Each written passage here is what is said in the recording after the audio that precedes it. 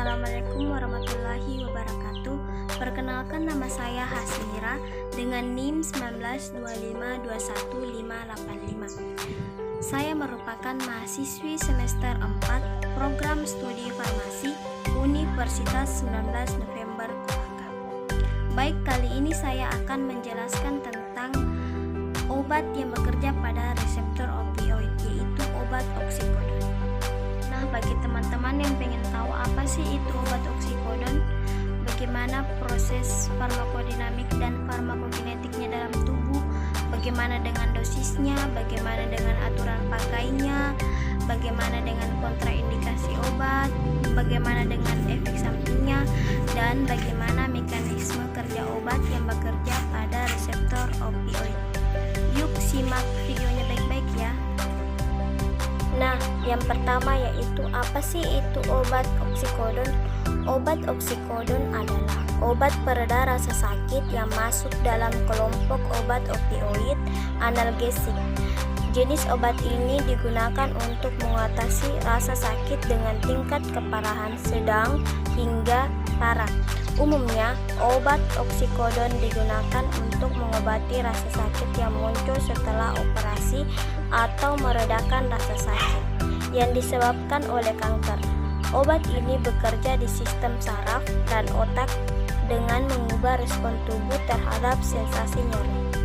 Obat oksikodon adalah obat analgesik opioid semisintetik derivat dari debain yang digunakan dalam manajemen nyeri intensitas sedang hingga berat, misalnya untuk pasien kanker. Debain adalah sebuah alkaloid natural yang didapatkan dari resin tanaman Papaver somniferum. Oksikodon memiliki bioavailabilitas oral yang baik. Obat ini bertindak sebagai agonis selektif relatif dari reseptor opioid di sistem saraf pusat, namun juga bisa bekerja pada reseptor lainnya.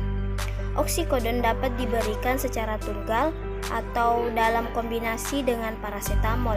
Namun telah banyak dilaporkan kerusakan hati akut akibat overdosis yang tidak disengaja dari parasetamol. Yaitu mekanisme kerja obat oksikodon.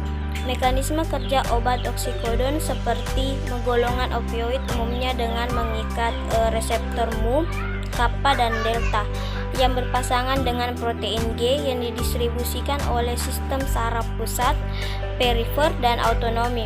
Kemudian terjadi penghambat sistem adenosiklase dan terjadi hiperpolirisasi dari sel saraf. Selanjutnya yaitu farmakodinamik oksikodon. Oksikodon berikatan dengan reseptor opioid mu dengan aktivitas agonis. Oksikodon juga berikatan secara lemah dengan reseptor opioid delta dan kappa. Oksikodon bersifat larut dalam lemak seperti morfin, namun keduanya kurang larut dibanding fentanyl.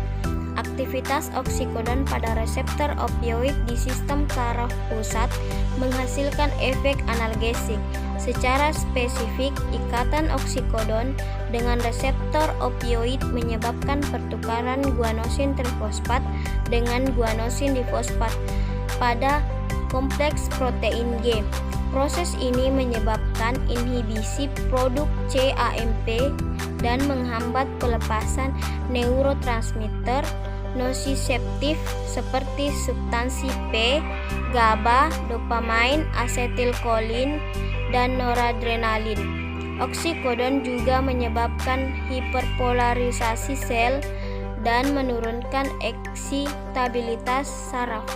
Selanjutnya yaitu efek yang ditimbulkan dari proses farmakodinamik oksikodon dalam tubuh, yaitu ada 4. Yang pertama, efek pada sistem saraf pusat. Yang kedua, efek pada sistem gastrointestinal dan otot polos lain. Yang ketiga, efek pada kardiovaskular. Yang keempat, efek pada endokrin. Selanjutnya yaitu proses farmakokinetik oksikodon. Bioavailabilitas oksikodon tidak dipengaruhi oleh makanan. Obat ini mayoritas di metabolisme di hepar, kemudian diekskresikan di ginjal.